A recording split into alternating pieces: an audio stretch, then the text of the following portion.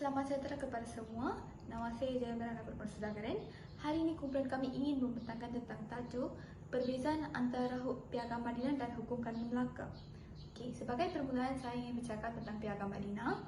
Piagam Madinah merupakan satu piagam yang diwujudkan oleh Nabi Muhammad pada tahun 622 Masihi, iaitu bersama dengan tahun pertama Hijrah.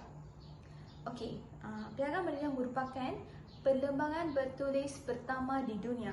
Dalam perlembagan bertulis ini terdapat 47 fasal, di mana 23 fasal adalah mengenai tentang golongan Ansar dan Muhajirin dan 24 fasal lagi adalah mengenai golongan Yahudi.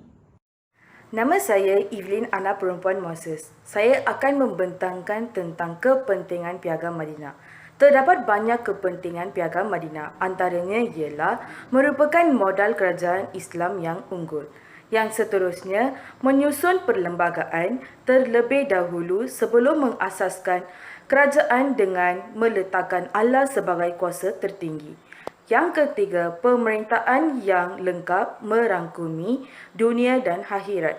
Yang keempat, menyusun masyarakat yang sistematik. Seterusnya ialah ekonomi berdasarkan keadilan dan ketelusan dalam perdagangan.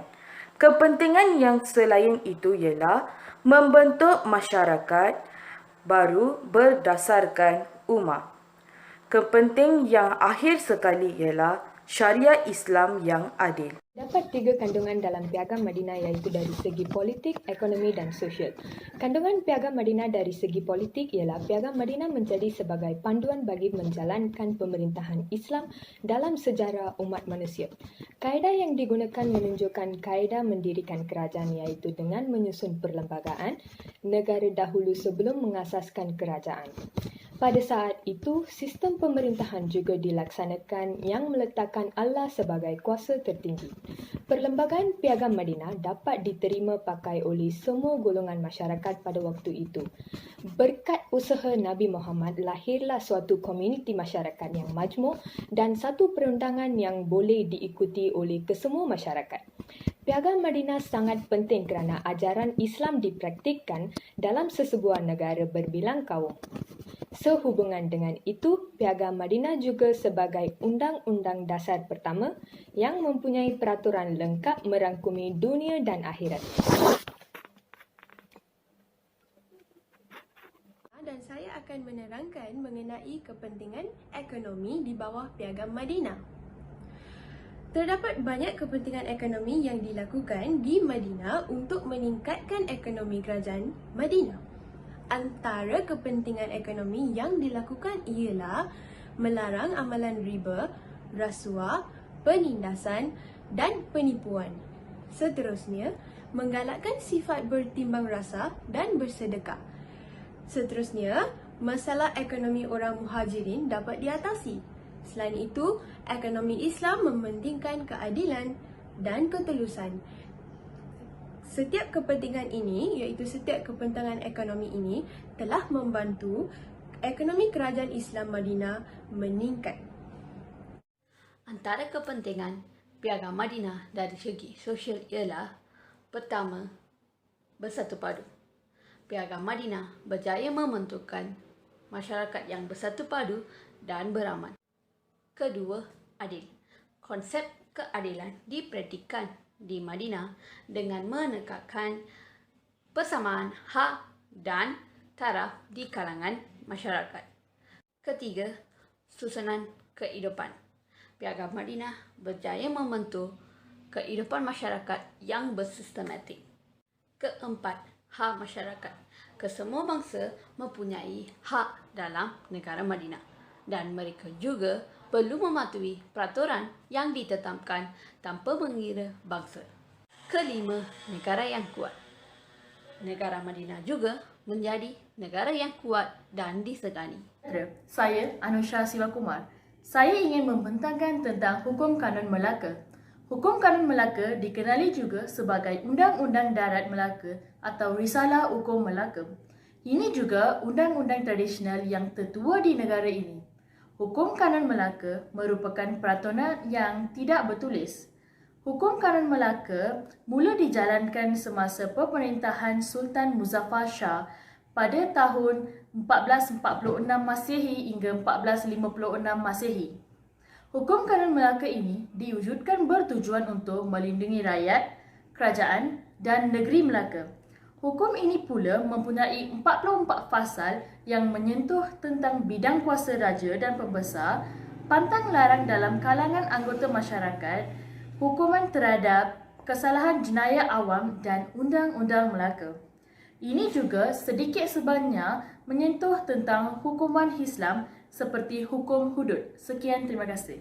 Hukum Kanun Melaka mempunyai beberapa peraturan bagi kuasa raja dan pembesar seperti Undang-Undang Keterangan dan Acara yang ternyata syarat-syarat memilih sultan seperti mesti Islam, adil, pemurah dan sebagainya. Dalam undang-undang tersebut ternyata hakim atau kadi dilarang menerima hadiah. Selain itu, pantang larang dalam kalangan anggota masyarakat seperti larang memakai pakaian yang berwarna kuning. Seterusnya, hukuman terhadap kesalahan jenayah terbagi kepada 3, iaitu hukum wasis merupakan hukuman bunuh kepada sesiapa yang mengambil nyawa orang lain atau membunuh. Seterusnya, hukum hudud iaitu yang berkaitan dengan zina, mencuri, membunuh hara dan lutai. Hukum tazir bagi kesalahan tidak hudud wasis seperti mencuri tidak cukup nisab dikenakan tazir. Selain itu, undang-undang keluarga seperti perkahwinan, perceraian, wali tanah dan sebagainya. Begitu juga dengan pemusnahan ibadah dan jenis hukuman tertentu seperti harta hutang, harta tanah dan hamba.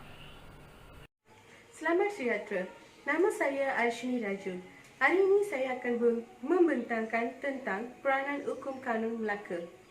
Hukum Kanun Melaka penting sebagai sumber rujukan bagi menentukan hukuman bagi kesalahan tertentu. Selain itu, ia juga menentukan pembagian tugas peranan serta struktur pemerintahan. Dalam undang-undang terdapat satu adab yang digelar adab lembaga yang menanggungkan satu sistem pentadbiran dan pemerintahan teratur. Ketiga, melancarkan pentadbiran serta memudahkan urusan kerana berlaku pengususan yang sudah pastinya meningkatkan mutu. Hai, saya akan menjelaskan tentang Hukum Kanun Melaka. Hukum Kanun Melaka sungguh penting kerana ia menjadi panduan dalam menjalankan pemerintahan Kerajaan Kesultanan Melayu Melaka. Hukum Kanun Melaka dapat mewujudkan keamanan dan kesejahteraan dalam negara serta menjamin keselamatan rakyat. Dengan itu, perilaku jenayah di dalam negeri Melaka dapat diatasi dengan baik dan terurus. Hal ini demikian kerana setiap jenayah akan dikenakan hukuman yang setimpal. Sebagai contoh, kesalahan membunuh akan dibalas dengan hukuman bunuh. Ini sudah tentu akan menjadi peringatan dan rakyat akan berasa takut untuk melakukan sesuatu jenayah. Sekaligus, negara akan menjadi aman serta keselamatan rakyat akan dipelihara. Hukum Kanun Melaka merupakan undang-undang tradisional tertua di negara ini. Terdapat beberapa kepentingan, antaranya ialah mewujudkan keamanan. Hukum Kanun Melaka dapat melahirkan keamanan dalam negara Malaysia serta menjamin keselamatan rakyat. Seterusnya, Hukum Kanun Melaka penting untuk meningkatkan mutu dan produktiviti negara. Hukum Kanun Melaka juga memainkan peranan sebagai penentu pembahagian tugas dan struktur pemerintahan. Dalam undang-undang tersebut, terkandung satu adat yang dikelar sebagai adat lembaga yang di dalamnya mengkanunkan satu sistem pentadbiran dan pemerintahan yang teratur. Kesimpulannya, Piagam Madinah dan Hukum Kanun Melaka mempunyai perbezaan dalam aspek politik dan sosial. Dari segi politik, Nabi Muhammad merupakan pemimpin dan hakim di Madinah. Manakala, Hukum Kanun Melaka ternyatakan raja mempunyai kuasa tertinggi dan penuh. Hukum Kanun Melaka juga menjadi panduan kepada pembesar dan hakim dalam menjalankan tugasnya. Selain itu, dalam aspek sosial, dalam Piagam Madinah, masyarakat dianggap satu ummah dan mempunyai tanggungjawab kepada negara. Manakala bagi Hukum Kanun Melaka, cara seseorang raja berbeza berbanding dengan golongan rakyat seperti berpakaian, pertuturan, kedudukan, peraturan dan larangan.